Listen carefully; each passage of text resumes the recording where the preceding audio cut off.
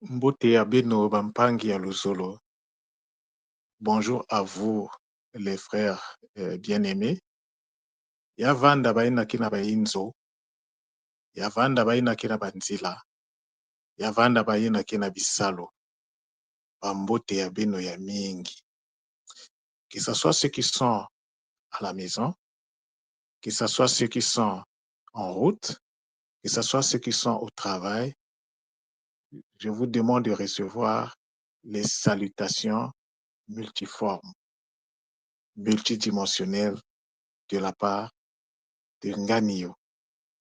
Donc, je vais commencer mon propos. Avant de commencer mon propos, je vais rendre hommage à la source divine pour le souffle de vie. Je rends hommage à toutes ces dimensionisations. Je rends hommage à l'école Kimuntu, à Ntumanswad Kimbazi, à tous les Nga, ainsi qu'à tous les Balongoki. Aujourd'hui, j'ai le plaisir de vous parler de l'autonomie fonctionnelle. Je vais vous entretenir ce qui a trait à l'autonomie fonctionnelle. Alors, l'autonomie, c'est quoi? C'est le mot le plus important, c'est le mot autonomie. L'autonomie, c'est la capacité d'agir librement, de façon indépendante. C'est aussi un droit de se gouverner par ses propres moyens, par ses propres lois. Et lorsqu'on parle de la capacité d'agir librement, donc lorsqu'on voit le mot agir, agir renvoie à une action. Mais lorsqu'il faut faire une action, ça demande que vous disposez de l'énergie. Il faut avoir de l'énergie. Donc, l'autonomie fonctionnelle ici, c'est une autonomie qui renvoie à l'énergie. C'est une autonomie, en fait, énergétique. Vous le savez, les Mpangi, l'humain, en fait, comme nous l'enseigne la tradition Congo de l'école initiatique Kimuntu, l'humain est un ordinateur biologique. L'humain fonctionne comme un ordinateur. Celui qui comprend le fonctionnement de l'ordinateur comprend comment l'humain fonctionne. Donc, un ordinateur pour fonctionner a besoin d'énergie. Et cette énergie doit être stable pour assurer la sécurité donc de l'ordinateur. Mais l'humain, c'est également la compréhension que je tire donc des enseignements de l'école Kimuntu. C'est également un pilote dans un véhicule. L'homme, c'est un pilote qui est dans un véhicule. Le pilote ici, c'est ce qu'on appelle le lemme. Et le véhicule, ici, c'est le corps physique. Je vais revenir, pas dans cette communication, dans mes communications qui vont venir dans les jours à venir, il faut qu'on essaie un peu de comprendre ce mot lemme. Parce qu'on le dit, on le focalise, mais est-ce qu'on maîtrise les énergies qui sont derrière? Est-ce qu'on a une idée des mécanismes aussi qui sont derrière le mot? Donc, un bon pilotage demande que le corps soit fonctionnel. Mais pour que le corps soit fonctionnel, le corps doit disposer de l'énergie nécessaire pour poser des actes. Nous sommes ici sur Terre pour pouvoir poser des actes qui vont nous permettre de nous purifier, qui vont nous permettre de préparer l'après-mort. C'est pour ça que nous sommes ici sur Terre. Et donc, pour poser des actes, il faut disposer de l'énergie. Donc, ce qui veut dire qu'un bon fonctionnement du corps, ça demande que le lema soit au contrôle de ce corps. Alors, le lema ne peut pas être au contrôle du corps tant que le cerveau n'est pas activé. Ouais, on revient encore au cerveau. L'activation du cerveau permet au lema de prendre le contrôle du corps. Parce que le lema ne peut pas prendre un corps qui n'est pas stable, qui n'est pas stabilisé. Donc, la première des choses, normalement, quand on arrive à l'école Kimuntu, la première des choses devrait être la stabilisation énergétique. Le premier travail qu'on devait faire, en fait, devait consister à l'activation cérébrale complète. Et cette activation va nous permettre de donner donc la possibilité au lemme de prendre le contrôle. Ça va nous permettre également d'accéder à la capacité de pouvoir euh, convoquer les différents types d'énergie, parce que l'énergie, vous allez comprendre, il n'y a pas seulement un seul type, il y a plusieurs types d'énergie et je vais en aborder un peu plus devant. Donc, un bon fonctionnement du corps nécessite, comme je disais, la prise de contrôle du corps par le lema. Le lema doit prendre le contrôle, le pilotage du corps. Mais le lema ici, c'est ce que donc à l'école Kimonto, nous parlons de l'esprit divin en nous. C'est la parcelle divine que nous avons reçue en nous. Or, l'esprit, toujours à travers les enseignements de l'école Kimonto, c'est ce qu'on appelle l'énergie individualisée. Un esprit, c'est une énergie individualisée. Donc, l'individualisation ici, ça nous renvoie aussi à l'autonomie. En fait, un humain, bien qu'il a l'obligation de rester connecté au NSA, parce qu'il fait partie du NSA, il est une parcelle du NSA, mais il doit aussi avoir une certaine autonomie, une certaine indépendance lorsqu'il doit poser des actes.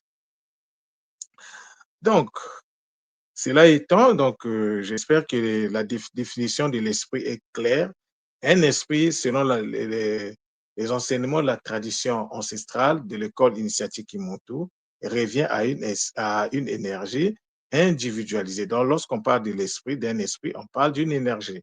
Et nous, ici, dans le cadre donc, de ce que nous avons reçu comme enseignement, comme instruction, on parle du lema. Et le lema, c'est l'esprit divin en nous, c'est la parcelle divine en nous. Alors, dans le NSA, tout est énergie. Tout fonctionne avec l'énergie. Tout est dans l'énergie. Tout a besoin d'énergie. Tu ne peux pas fonctionner ici si la notion d'énergie, c'est compliqué pour toi. Donc, l'homme a besoin d'énergie. La question qu'il faut se poser, mais où puiser cette énergie? Oui, bien sûr, il y a des sources. Nous avons l'énergie du cristal de la Terre, qui est une toto, donc l'énergie terrestre. Et nous avons aussi des énergies cosmiques. Et l'énergie cosmique ici, c'est des énergies qui viennent des mondes supérieurs. N'oubliez pas que nous sommes dans une structure à 15 dimensions. Donc, il y a des énergies qui nous descendent des autres dimensions. Alors, mais comment on doit s'énergiser? Comment on doit faire appel à ces énergies? Mais il faut maîtriser une notion très, très importante. Tout le monde en a parlé, mais de façon pas. En tout cas, il faut maîtriser la notion du kubenda, les Bangui. Le kubenda renvoie à c'est-à-dire à la capacité d'attirer. Les énergies doivent être attirées. Nous devons comprendre cela. Il y a beaucoup de choses que nous faisons, mais nous ne comprenons pas en fait ce que nous faisons. Alors, le moment est arrivé pour que nous puissions combler ce gap. Donc, les énergies, pour pouvoir donc s'énergiser, il faut rentrer dans le processus du Kubenda. Kubenda, c'est la capacité de canaliser le Benda. Or, le Benda, c'est quoi? Le Benda, c'est le verbe attirer en Kikongo. Donc, lorsque nous prenons donc le mot, nous avons le coup, c'est la canalisation, mais la canalisation ne se fait pas n'importe comment. La canalisation, ça veut dire qu'il y a une énergie qui est quelque part peut-être du côté opposé de là où nous sommes, et nous devons frayer un chemin pour permettre à cette énergie d'être connectée à nous, par exemple. C'est un exemple que je donne. Mais le B, c'est quoi? Le B, c'est l'énergie consolidée, la consolidation de l'énergie reçue. Ça veut dire que si on arrive à consolider, ça veut dire que on a d'abord attiré, et ce qu'on a attiré, on l'a incorporé en nous, on l'a multiplié, et la consolidation, c'est une étape qui vient après la multiplication. Ça nous permet de pouvoir dégager un peu plus d'espace. Donc, la consolidation, derrière la consolidation, il y a des mécanismes qui sont là. Donc, le B, c'est l'énergie consolidée. C'est toujours l'énergie parce que j'ai l'habitude de vous dire que dans l'UNZA, il y a que, comme énergie, il n'y a que le A. Il n'y a que l'énergie dimensionnalisée, mais qui doit rentrer dans les Makuku Matatu pour permettre donc de rentrer, donc de se multiplier et puis de rentrer aussi dans le processus de l'enfantement. Et le Nda, c'est le déplacement donc de l'énergie à la vitesse de la lumière. C'est la même énergie, c'est toujours le A. Donc, le Kubenda, c'est la capacité d'attirer. Maintenant, comment attirer? Comment on attire les énergies? Les pagaies. Il faut contacter le centre Nongo. La stabilité énergétique est une conjonction entre l'énergie de la Terre et l'énergie cosmique ou les énergies cosmiques. L'énergie de la Terre représente l'énergie électrique et l'énergie cosmique représente donc l'énergie des plans supérieurs représente donc l'énergie qu'on appelle le magnétisme. Or, sans l'énergie électrique, il n'y a pas de magnétisme. Alors, on doit donc être à la fois électrique et magnétique. Mais les énergies doivent s'attirer en nous. On doit attirer l'énergie qui vient du cristal de la Terre, on doit attirer les énergies supérieures et les deux formes d'énergie doivent venir se rencontrer au niveau d'une team. Les deux énergies doivent venir se rencontrer au niveau d'une team. Et donc, ça démontre que nous puissions disposer d'une connaissance de l'énergie, donc de l'énergie, pardon, de disposer de la connaissance profonde et de la connaissance ascensionnelle.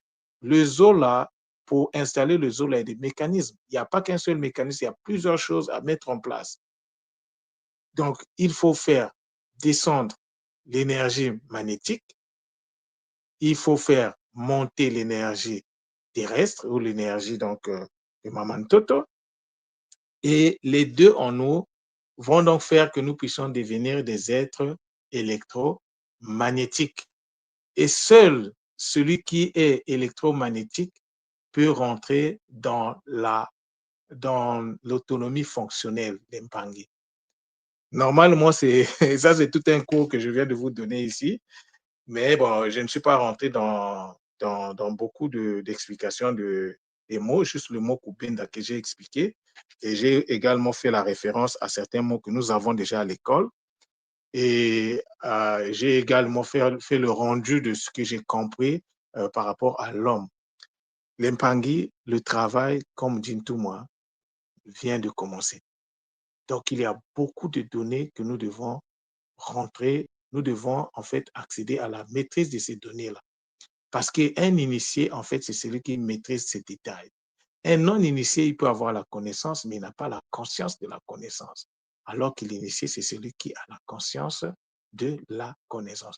Les deux disposent de la connaissance, mais les deux n'ont pas forcément la conscience de la connaissance. C'est là où tout change. Alors, donc, cette communication, comme d'habitude, communication improvisée. Ce matin, quand je me suis réveillé, je me suis dit, bon, je travaille avec quoi? Le mot autonomie est descendu et j'ai tout de suite vu ce qu'il fallait traiter. Tout est descendu, j'ai formalisé et donc je vous donne ça et je vous mets à disposition. Moi, j'ai fait ma part, c'est à vous de faire également votre part. Et votre part consiste à faire le wa. Le wa. Celui qui fait le wa ne s'arrête pas seulement au wa. Un wa qui n'est pas suivi d'action est un wa qui est stérile. Donc, c'est un wa qui ne sert à rien. Le wa, l'écoute, doit être suivi d'action. Et lorsque nous faisons le wa, lorsqu'il est associé au ça nous donne la guérison. Donc, la guérison chez nous est précédée par le wa. Donc, c'est le mot wasa. Et je vous dis déjà, l'Impangi, que la manière qu'on écrit le wasa, il y a, en fait, c'est un mot qui est contracté. il y a le wa qui est là, qu'on peut écrire par W-A ou bien U-A. Et il y a également l'autre partie. Mais ça, c'est dans un premier temps, c'est réservé à ceux qui prennent les cours du Kikongo. Donc, l'Impangi, vous qui êtes là, vous qui êtes à l'école, vous qui utilisez les mots sacrés, il faut savoir que la vocalisation peut nous créer des problèmes. Ce n'est pas parce qu'on est Nga et qu'on vocalise un mot que forcément ça ne va pas nous créer des problèmes. Oui, ça peut nous créer des problèmes quand tu as l'absence de la conscience, de la connaissance du mot que tu viens de vocaliser. C'est là où c'est très important que nous puissions travailler en synergie parce que chacun de nous a un travail à faire. Nga Noé a fait, j'ai vu les flyers, et avec Nga Elisha, ils ont fait des méditations en ce qui concerne donc l'énergie, la magnétisation. Hein, ils ont fait les méditations, les Mpangi ont suivi. Et moi, aujourd'hui, je viens, donc pour ceux qui ont fait le travail avec Nga Noé, moi, je viens apporter une certaine lumière dans ce que vous avez fait. Je n'ai pas participé à la méditation, mais je sais que cette méditation devrait se faire. Et donc, la stabilité dépend également de l'accès à la connaissance, à la compréhension. Tant qu'il n'y a pas accès à la compréhension, vous pouvez disposer de quelque chose, mais la chose ne peut s'activer que quand vous vibrez au même niveau que la chose. Et donc, ce que vous dites doit refléter, doit être lié à une certaine compréhension. Tout doit aller de pair. L'action, la compréhension et la chose doivent vibrer au même niveau. Lorsque nous parlons par exemple de Wassa, parce que nous sommes venus ici pour nous soigner, nous sommes sur Terre pour nous soigner, de Wassa. Mais qu'est-ce qui est derrière ce mot? Mais je pense que même ceux qui sont à l'école Kimuntu et ceux qui sont abonnés au cours de Kikongo, je peux vous expliquer le mot Wassa. Mais la vraie compréhension de ce mot fait partie du pack dont je vous ai parlé. Le pack pour donc accéder à la compréhension, à la maîtrise de la vocalisation sacrée ainsi que du Kimpema. Donc, ça sera réservé à eux.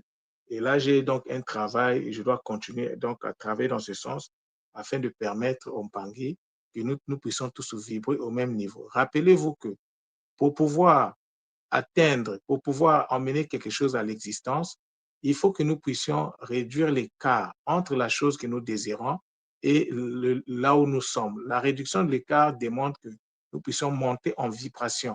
Nous devons d'abord monter et vibrer au même niveau. Parce que si la chose que nous demandons est très haut placée, nous devons monter donc au niveau. Et donc, énergétiquement, nous devons monter au niveau de la chose et vibrer à la même fréquence que la chose. C'est ce qui va faire que la chose va venir vers nous.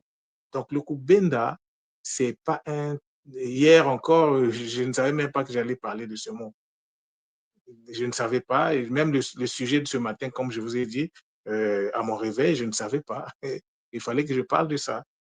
Et donc, l'Impangui, trop d'informations peut tuer l'information. Donc, retenez seulement que nous avons cette responsabilité, chacun pour son compte, de pouvoir rentrer dans l'autonomie fonctionnelle. Parce que, comme je vous l'ai dit dans l'un de mes kabolas, l'humain, c'est comme une batterie. Une batterie se charge et se décharge. Une batterie se charge et se décharge. Donc, il faut arriver à un niveau où nous avons la capacité de charger nos batteries parce que nous savons que lorsque nous fonctionnons, ces batteries vont se décharger. Lorsque nous partons prendre un soin chez un gars, le soin n'est pas là à vie. Le soin est là pour... C'est de l'énergie que tu vas en fait... Il y a transmission d'énergie. Et l'énergie que tu vas recevoir chez le gars, c'est pas ça qui va faire que tu fonctionnes toute ta vie. C'est pour un temps. Après, tu vas t'épuiser. Et donc, il faut que tu repartes encore voir le gars, d'où le KISS SGA qui a été mis en place, Il faut vraiment que nous arrivions au point de comprendre cela. Et si tu veux donc, à un certain moment, être autonome, tu dois rentrer donc dans l'initiation, tu dois rentrer dans le processus de la connaissance, tu dois rentrer dans l'acquisition de la connaissance pour que cette connaissance te permette de voir, permette d'agir en toute autonomie dans tes actes.